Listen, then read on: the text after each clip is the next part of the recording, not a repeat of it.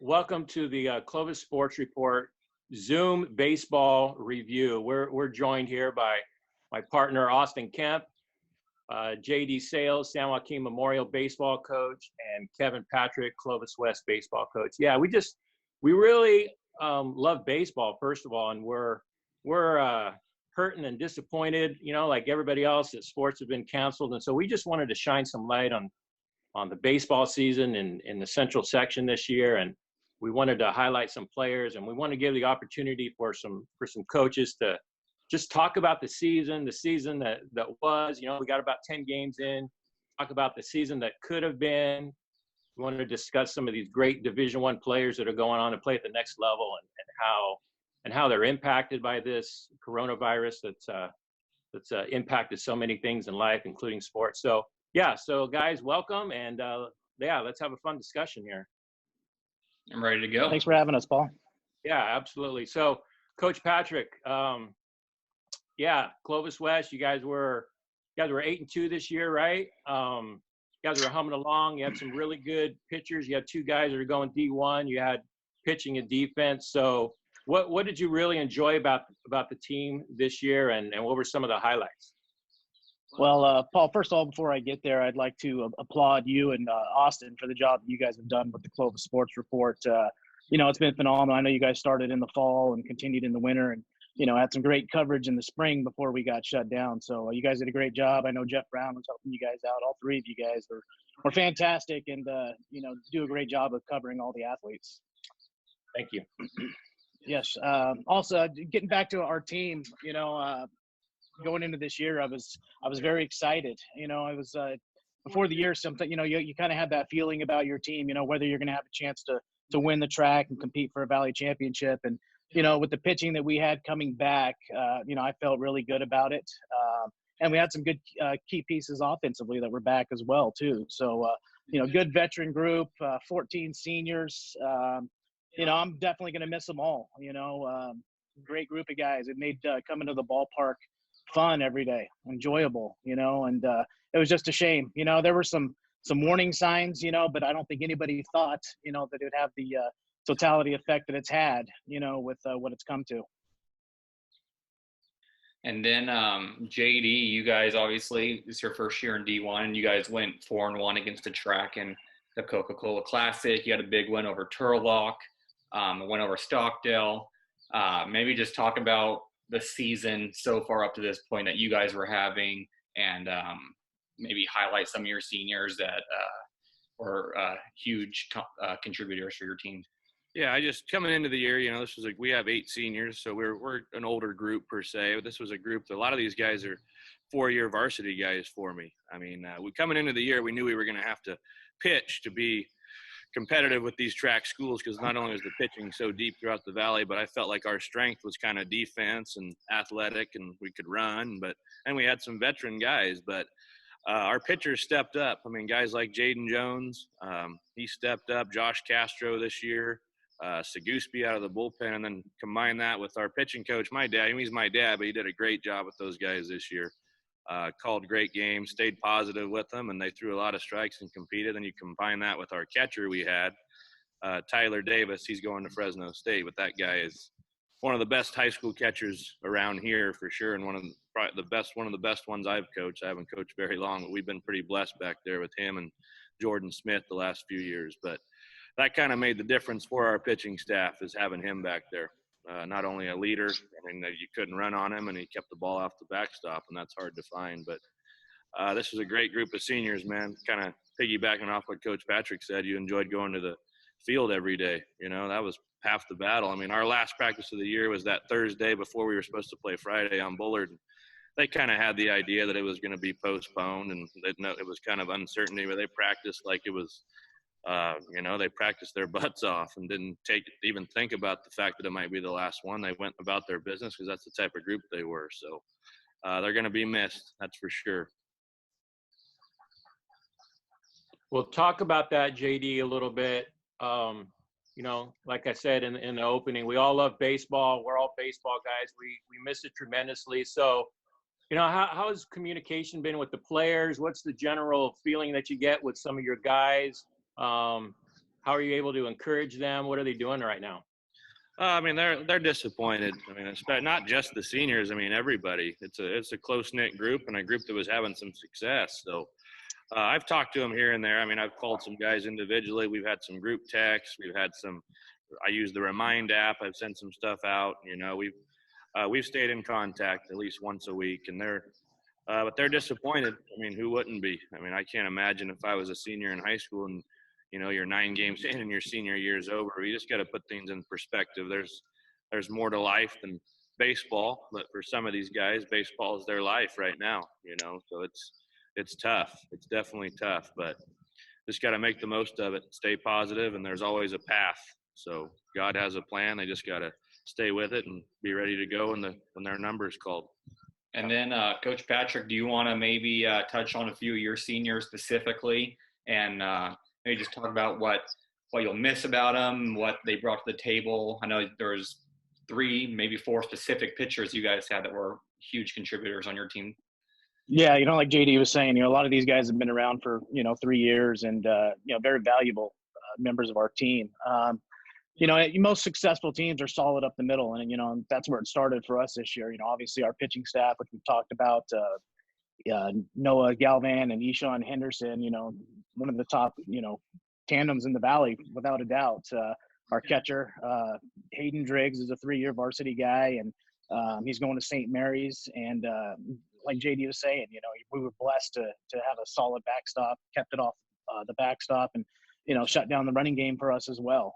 Playing shortstop for us this year, Bradley Senaway, he moved over from third base, and you know, he was solidifying the position very well. You know, playing great for us, hitting the snot out of the ball, and you know, he was poised for a huge year. And he was a guy that's uncommitted at the time, but I think, you know, had the season played out, you know, get another guy that could have signed with a D1 program. So, and we're still crossing our fingers that you know, that does happen for him. But you know, him there, and then Eshawn Henderson played center field a lot for us. You know, so like I said, you know, at the middle we had Jacob Haros at second base. He was the guy that started freshman last year, so we felt like we were pretty solid up the middle. We had some returners. Art Navarrete at first base, 3-year varsity guy. He was also, you know, he was our number 3 pitcher, but probably could have been a lot of teams' number 1 or 2. You know, it just speaks of the pitching depth that we have. Tanner Ewell's another guy that's been up for 3 years. He was starting in left field for us, hitting over 300, having a really nice season. So you know, a lot of guys. Chauncey Turney, another senior, you know, that I'd like to recognize, playing right field for us.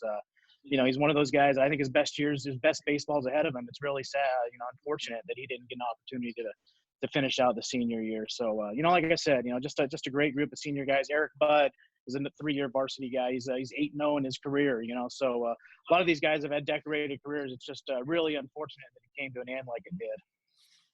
Yeah, and then it's worth noting, just in case anyone's listening doesn't know, Galvan and Henderson are both signed with Fresno State.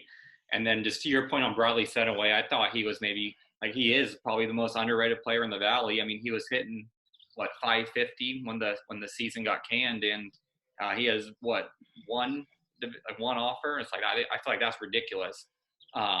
Some other seniors, just to highlight from other schools, from Clovis High, guys like Noah Beal, Miles Henderson, Ian Mortensen, and Kobe Croft, all multi-year starters. Beal obviously signed with UNLV. From Clovis North, guys, Riley Cooper going to Arizona, Ryan O'Hara, another pitcher, going to UC Davis. Then you guys got Kason Brownell, Nolan Inouye, catcher Chase Pinero. So there's a lot of talent at Clovis North. And then Buchanan, obviously Isaac Aon, not a big senior class, but he was the big right-hand pitcher for them, signed with Oregon. And then at Clovis East, guys like Tyler Parker, Giovanni Helmuth, and outfielder AJ Hodgerney to kind of just round out some of those notable seniors. So kind of like we've all talked about, a lot of talent from the senior class that's not going to have a chance to finish this season. Do you guys, I don't know, want to go maybe through those schools real fast and touch on some of those seniors that you guys have coached against and competed against the last couple of years? I think the biggest thing that comes to mind is probably depth. You know, Yeah. Everybody had a couple of horses, and I know, you know, big talk. You know, everybody felt really good, you know, about their chances this year. So, you know, like you said, Isaac Aon, you know, maybe the best stuff in the You know what I mean? Probably the highest draft prospect. Really cool. The guy's been in the for the past 3 years. Outstanding player, great hitter too. You know, he's a good two-way guy. You know, and I know Clovis East, like you were mentioning, their pitching staff is, you know, Smitty probably thought this was his deepest staff in a while. JD, you want to add anything? Yeah, I mean, so kind of going off that, the depth was definitely one of the main components this year, and especially on the mound. I mean, we were facing guys that are going to pitch at the next level. I mean, anytime you got Beal, Aon, Cooper, Henderson, Galvan, I mean, those guys are all going to go pitch in college. You know, that's hard to find, and even the guys at Clovis East, Helmuth and Parker was going to get going once he was healthy, and the guy at Central. Wiltsey. I mean, it was deep. It was deep all around the valley. So that's the thing that was going to be fun about the playoffs around here, because it was going to be who was hot at the right time and whose horses got going and who was the most fresh. That's another. But the track, man, those were going to be some hour and 15-minute games on those Friday nights. I mean, those guys they could pitch. So definitely would have been cool to see what would have happened, but nothing you can do. And I just talked about the Clovis teams, but I know Coach Mulligan at Central was very excited about his team. He also had a couple guys on the mound too. So I think 1 through 6 in our league, anybody could have won it. It was going to be one of those very, very competitive leagues that the league champion may have had 4 or 5 losses. Well, Kevin, we want to hit on that a little bit. You've obviously been around, Central Valley baseball for a long time.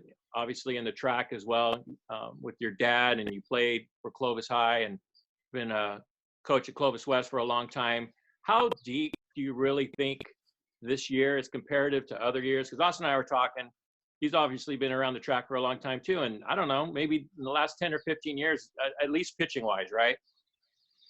Yeah, without a doubt. The track's it's tough every year, but I think in terms of depth, this might be one of those years where, you don't see very often where multiple teams have 2 D1 pitchers on their staff. And, I know we did. We were fortunate. Clovis North as well. And Buchanan, like I said, may have had the best pitcher. And the bottom, I don't think you can say enough. And, our league, it proves why our league is one of the top leagues in the state. Absolutely. Hey, JD, I want to ask you about a couple of your stud outfielders. A couple guys out there they're D1 football players. You got Jalen McMillan, stud wide receiver, and going to University of Washington, and Magdalena, who's a great athlete as well, going to Fresno State. So I watched those guys in a couple football games this year, and those guys, those are dudes, right? Those are athletes, and to have those guys out there, especially in the outfield positions, not too many balls are going to drop out there, first of all. And what are those 2 guys, those 2 impact players, mean to a program like yours? Oh, they're special, man. I mean, first off, Magdalena, he's been a 4-year guy for me, and just an absolute stud. I'm not talking just baseball and football on the field. I'm talking his work ethic and his leadership and just the guy he is, man. He's going to be missed. And Jalen too. I mean, Jalen's just a stud. He was getting stronger. The sky's the limit with that guy. I mean, he's an athlete, and they're going to be missed. It was hard to keep them entertained and practice. Individual defense were doing fly balls. I mean, they can catch a fly ball with their eyes closed. So, but those guys are going to be missed. I can tell you that. It was a special outfield, and you throw in. We had Jack Sampson playing for us and Tanner Saguspi. I mean, those were basically our 4 outfielders at this point in the year. So those guys are going to be missed. We're lucky to have some guys back that are going to play out there. We got Tanner Saguspi back and Jack Sampson, Giovanni Blanchette. So we're looking forward to the future. But, yeah, those guys are going to be missed, not just on the field, just off the field and having them around and being leaders. So that's that. And kind of just staying with Memorial real fast, JD. I know this phrase has been said 100 times, I feel like, this year, that Memorial, this is their first year in D1 since 2015. As a coach, was there maybe a different energy or sense when you were competing as a D1 team this year? Because I just feel like everything is just so magnified at the D1 level, or was it kind of just maybe business as usual for you guys? Well, they were on a mission. I mean, they were excited. They knew who we were playing and what we had to do to have a chance to have a good playoff seeding. I mean, there was definitely an added motivation because they wanted to prove that they belong, you know. And I said that from the get-go. I said, hey, guys, this Coca-Cola Classic, you need to treat it like the playoffs because it's not only is it going to help your seeding if we can make some noise, but this is the type of teams you're going to have to beat at the end of the year. And they're going to get better. You know, that's the thing with the track, playing in the track. Every game is a playoff game, so come May, you're better. You know, but our guys understood that, and there was definitely an added energy and some added motivation for sure. I mean, we had some good leadership, not just seniors, but some of the juniors too. Guys like JD Salles and Tanner Seguspie, who I've mentioned. I mean, they've been around for me for 3 years too, so they knew the challenge. They knew what we've accomplished at the D2 level, and they wanted to prove that we belonged. So.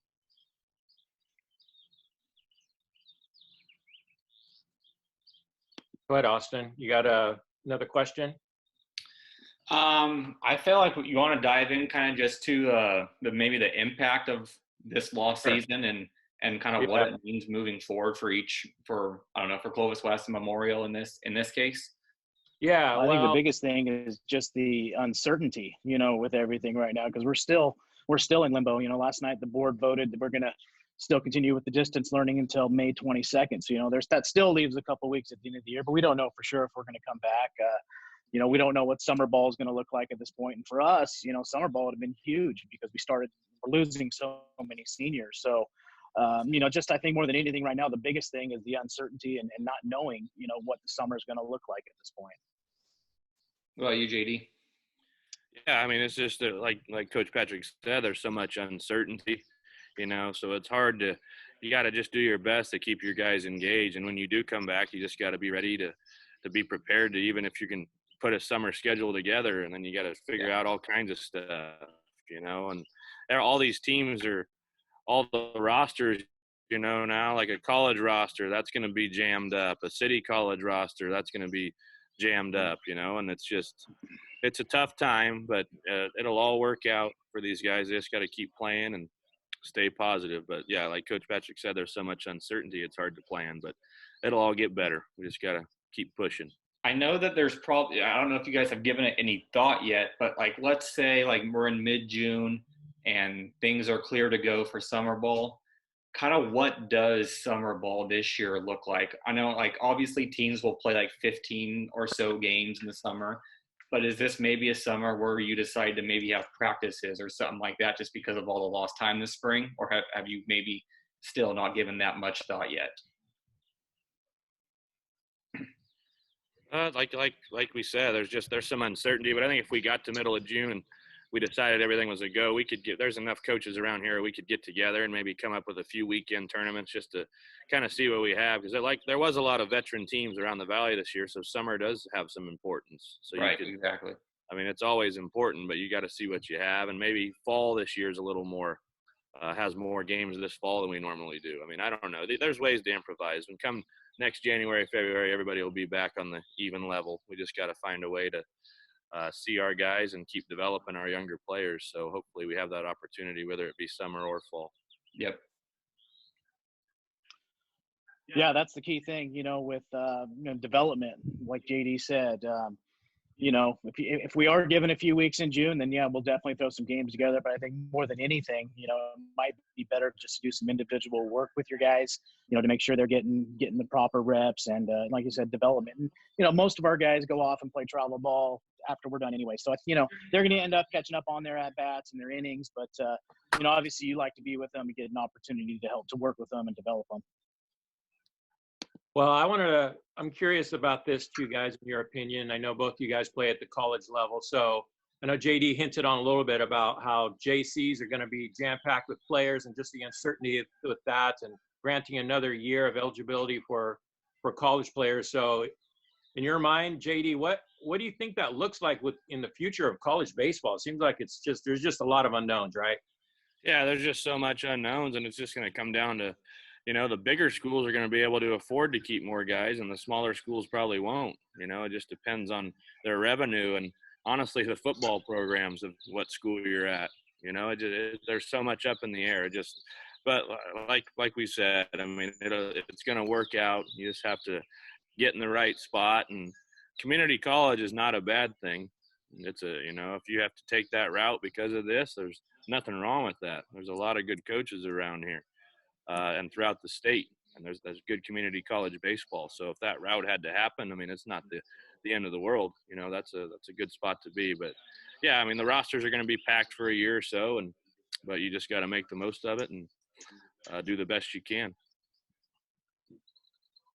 Kevin, you have any thoughts on that? No, I think JD just hit it on the head. I think this year, especially, the rosters are going to be different, and I know the scholarships are, they're seniors are allowed to come back for that extra year, and schools are scrambling to how they're going to manage their budget. I've seen some Fresno State, I saw they're talking about cutting some sports, and you just hate to see it. This whole thing's been devastating for everyone, and it's affecting everybody differently. But the biggest thing is just sad. I feel bad for everyone. It's heartbreaking. Yeah. So maybe looking into the future, next year, year after that, maybe just kind of lighten up the mood a little bit, not to be such a downer, but what would you think of maybe a 3-game series for a Valley Championship or all the playoffs? Would you guys maybe be for or against that? So KP, you want to take that first? Yeah, some sections already do the 3-game series for the championship. I like it a lot. Obviously, unfortunately, we haven't been real successful in the 1-game Valley Championship. So I think maybe the 3-game format might be a little friendlier, and especially for our group this year with the depth that we had. I think we could have benefited off that, but not just us. I mean, I think for baseball, for the good of baseball, I think a 3-game series for the championship for the trophy would be a great idea. What about you, JD? Yeah, I agree. I also think there should be a formula to make the playoffs too. There should be a first or second in your league, whatever it may be. Maybe the track takes more because they beat each other up, but it'd be cool once you make the championship, best out of 3, and not just baseball, basketball too.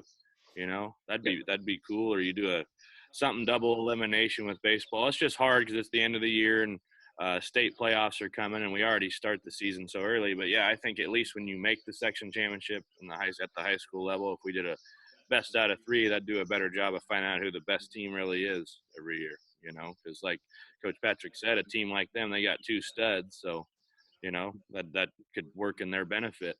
Yep.